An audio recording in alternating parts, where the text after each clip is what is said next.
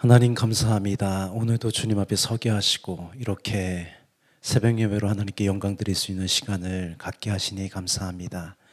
모든 영광과 찬양을 주님께 드립니다. 이 시간 성령께서 우리 가운데 오셔서 역사하시고 하나님의 진리 가운데로 인도하여 주옵소서. 감사하고 예수님의 이름으로 기도합니다. 아멘. 오늘은 시 83편 볼 차례입니다. 우리 함께 읽겠습니다. 하나님이여 침묵하지 마소서. 하나님이여 잠잠하지 마시고 조용하지 마소서. 모로 주의 원수들이 떠들며 주를 미워하는 자들이 머리를 들었나이다. 그들이 주의 백성을 치려하여 간계를 꾀하며 주께서 승비신 자를 치려고 서로 의논하여 말하기를 가서 그들을 멸하여 다시 나라가 되지 못하게 하여 이스라엘의 이름으로 다시는 기억되지 못하게 하자 하나이다. 그들이 한 마음으로 의논하고 주를 대적하여 서로 동맹하니 곧 에돔의 장막과 이스마엘의 인과 모압과 하가린이며 그발과 암몬과 아말렉이며 블레셋과 두롯 사람이여 아수르도 그들과 연합하여 롯 자손의 도움이 되었나이다. 주는 미디안인에게 행하신 것 같이 기손 시내에서 시스라와 야빈에게 행하신 것 같이 그들에게도 행하소서. 그들은 엔돌에서 패망하여 땅에 거름이 되었나이다. 그들의 귀인들이 오렙과 스앱 같게 하시며 그들의 모든 고관들은 세바와 살문나와 같게 하소서. 그들이 말하기를 우리가 하나님의 목장을 우리의 소유로 취하자 하였나이다. 나의 하나님이여 그들이 굴러가는 건물 같게 하시며 바람에 날리는 지푸라기 같게 하소서. 살림을 사르는 불과 산에 불 붙는 불길같이 주의 강풍으로 그들을 쫓으시며 주의 폭풍으로 그들을 두렵게 하소서. 여호와여 그들의 얼굴에 수치가 가득하게 하사 그들이 주의 이름을 찾게 하소서. 그들로 수치를 당하여 영원히 놀라게 하시며 낭패와 멸망을 당하게 하사 여호와라 이름하심 주만 온 세계의 지존자로 알게 하소서. 아멘. 시 83편은요 공동체를 위한 탄원시입니다. 본문은요 우리가 계속 아삽의 시를 봤는데요 아삽의 마지막 시입니다. 주변 국가의 유혹과 침입 속에서요 침략자들을 향한 심판을 간구하는 거예요. 시인은요 침묵하신 하나님으로 인해 혹시 하나님께서 이 나라를 버리신 것이 아닌가 애가 타는 거죠. 하지만 기도 가운데 점점 하나님이 보이기 시작합니다. 하나님의 뜻이 보이기 시작합니다. 오늘 그것을 좀 살펴보려고 합니다. 본문 1절 2절입니다. 하나님이여 침묵하지 마소서. 하나님이여 잠잠하지 마시고 조용하지 마소서. 무릇 주의 원수들이 떠들며 주를 미워하는 자들이 머리를 들었나이다. 시인은 하나님의 이름을 부르며 마소서 마시고 마소서라고 반복합니다. 하나님께서 침묵하지 말아달라고 간구하는 거예요. 2절의 무릇은요 왜냐함이에요. 이유를 말하는 거예요. 시인은 이스라엘을 호심탐탐 노리는 사람들을 주님의 원수들, 주님을 미워하는 사람들이라고 정의하는 거예요. 그들은 하나님 백성인 이스라엘을 향한 공격을 하죠. 그것이 하나님을 향한 공격이라고 호소하는 거예요. 우리 3절 4절 더 볼게요. 그들이 주의 백성을 치려하여 간계를 꾀하며 주께서 숨기신 자를 치려고 서로 의논하여 말하기를 가서 그들을 멸하여 다시 나라가 되지 못하게 하여 이스라엘의 이름으로 다시는 기억되지 못하게 하자 하나이다. 주님의 원수들과 주님을 미워하는 사람들이 악한 모의를 하면서 꾸미는 것은 주님께서 숨겨주신 사람, 즉 소중하게 여기고 보호하는 사람을 치려고 한다는 거예요. 또 나라를 망하게 해서요 다시는 주님의 이름으로 이스라엘이 기억되지 못하게 하려고 한다고 호소하는 거예요. 하나님의 원수가 된 그 동맹한 나라가 어느 나라인지 나열합니다. 같은 아브라함의 후손이 이스라엘과 관계된 나라들이 많습니다. 6절 8절입니다. 곧 에돔의 장막과 이스라엘인과 모압과 하가린이며 그발과 암몬과 아말렉이며 블레셋과 두롯 사람이요 아수르도 그들과 연합하여 롯 자손의 도움이 되었나이다. 이 나라를요 간단히 정리하면 에돔은 야곱의 형제인 에서의 후손들이고요. 이스마엘이는요 아브라함의 아내 사라의 몸종이었던 하갈이 낳은 그 이스마엘의 후손들이죠. 모압은 롯의 후손이에요. 하갈은 이스마엘의 어머니며 이스마엘과 다른 민족으로 여겨져요. 그발은요 사해 동남쪽에 위치한 거기서 살았던 민족으로 여겨지고요. 암몬은 모압과 같은 롯의 후손이었고요. 아말렉은 에서의 아들인 엘리바스의 후손이에요. 블레셋은요, 그 지중해 연안에 차지하고 있었고요. 두로는 이스라엘 북쪽에 있는 항구 도시였고요. 이 아수르는 당시 최고의 제국이었죠. 가장 큰 위협이었죠. 이 열 나라는요, 이스라엘 주변국들이었어요. 시인은 이 나라를 심판하시라고 아주 구체적으로 하나님께 도움을 요청하는 거예요. 특별히 과거의 역사에 하셨던 일들을 언급하면서요, 그 일들이 지금 일어나기를 간구하는 거예요.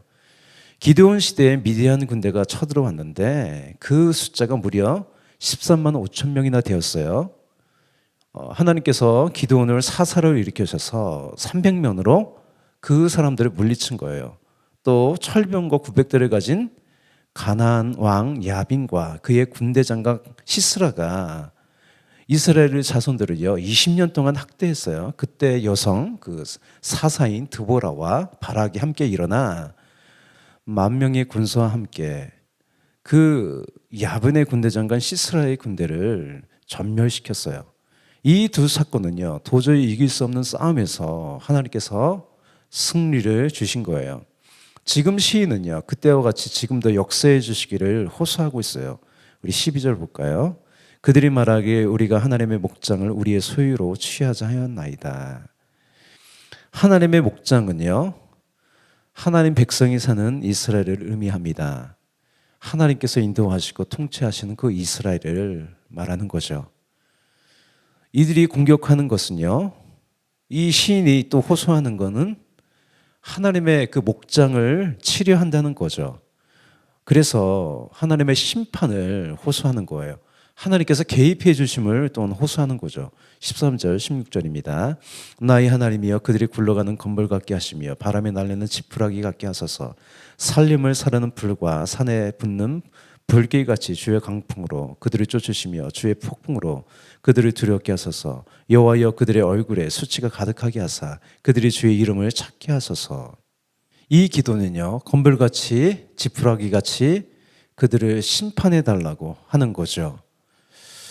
여기서 생각해 볼 것은요 시인의 모든 기도가 하나님의 뜻에 맞는 바른 기도일까요? 이게 정답일까요? 아니에요. 기도하면서 점점 하나님의 뜻을 알게 돼요. 이 83편의 기도는 이렇게 마무리됩니다.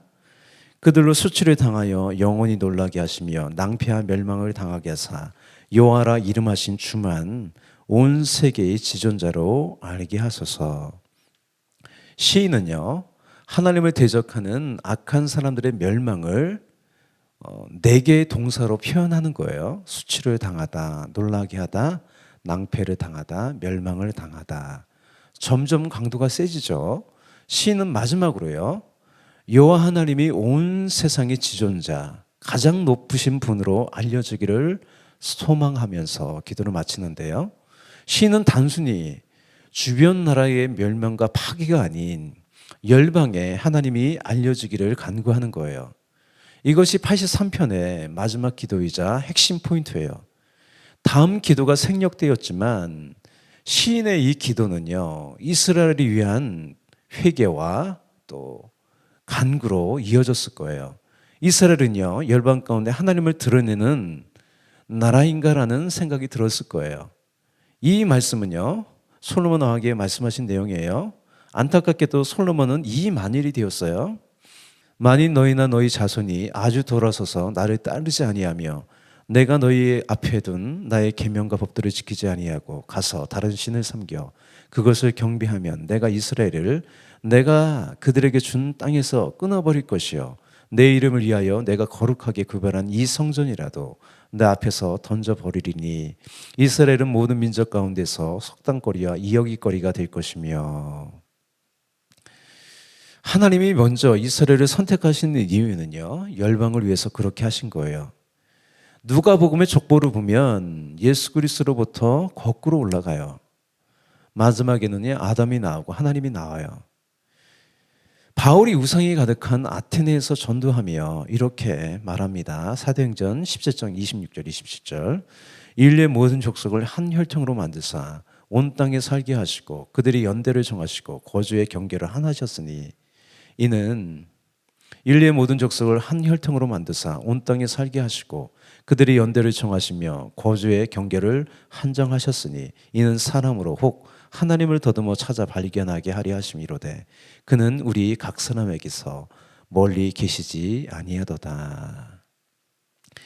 바울이 예수님을 만나기 전에는 이렇지 않았어요. 그는 이스라엘, 더 나아가 유대교, 바리새파라는 이기주의 영역에 갇혀 있었어요. 하지만 예수님을 만난 후 그의 생각은요, 온 세계로 넓어졌어요. 예루살렘으로 사람들을 잡아오던 그 사람이 이제는요, 복음을 들고 세계로 나가는 사람이 되었어요. 본문에 많은 나라가 등장합니다. 나라의 경계를 정하신 분은요, 하나님이세요. 하나님이 이스라엘만을 사랑하실까요? 아니에요. 요나서를 보세요. 마지막에 언급한 아수르도 사랑하십니다. 하나님만은요, 이스라엘만의 하나님이 아니세요. 하나님께서 대한민국만을 사랑하실까요? 다른 나라는 망하고 대한민국만 잘 되기를 위해서 기도해야 될까요? 이 무한 경쟁 시대에 다른 나라가 망하는 것이 우리나라가 잘 되는 걸까요? 아닙니다. 북한도 중국도 일본도 하나님이 사랑하세요. 83편의 마지막처럼 주변 나라에 하나님이 높임을 받으셔야 합니다. 그렇기에 하나님을 인정하지 않는 공산주의는 사라져야 되죠. 또 우리나라가 하나님 나라에 합한 나라가 되기를 위해서 우리가 기도해야 됩니다. 주님의 사명을 감당하기 위해서요. 내가 존재하고요. 내가 속한 교회도 존재하는 거예요. 그래서 그것을 위해서 주님의 사명을 감당하기 위해 내가 존재하는 거고요. 내가 속한 교회도 존재하는 거예요. 예수님께서 비유하신 선한 사마리아인의 비유처럼 누가 감동받는 자의 유신가를 생각해야 합니다. 하나님을 섬기는 제사장도 레위인도 그냥 지나갔어요. 강당받는 자의 이웃은요, 그것이 참된 예배라는 거예요. 사명은 언제나 타인을 향하죠. 이것이 주님께서 우리에게 주신 사랑의 계명이에요. 나의 생존이 목적이 아닌 목적을 위한 생존이죠. 이 말은요, 타인을 위해 내가 존재한다는 거예요. 이것이 나를 부인하고 내 십자가를 내가 지고 주님을 따르는 거죠. 이것이 서로 사랑하면 너희가 내 제자임을 알게 된다는 예수님의 명령이자 교회의 정체성이죠. 이 솔로몬이 타락한 근본적인 이유는 바로 이거예요. 사명을 잃어버리고 자기 정력에 민족 이기주의에 매몰된 거죠. 또 이것이요, 이스라엘이 바랬던 메시아 상이었어요. 여러분, 타인을 위해 나와 내가 속한 공동체가 있는 거예요. 이것이 먼저 그 나라와 그 일을 구하는 곳이죠. 우리 기도하겠습니다. 사랑과 은혜가 풍성하신 주님, 감사합니다. 오늘도 이렇게 주님, 나의 생존이 아닌 목적을 위한 생존으로 우리의 삶 바꿔주시니 감사합니다. 이 명분이 나를 이끌고 이 목적이 나를 이끕니다. 날마다 나를 부인하고 주님의 영광을 위해서 또 공동체를 위해서 나라를 위해서 살아가는 아름다운 인생 되게 하여 주옵소서. 주님께서 부르신 그 목적대로 쓰임받는 우리 교회가 되게 하여 주옵소서. 감사하고 찬양하며 예수님의 이름으로 기도합니다. 아멘.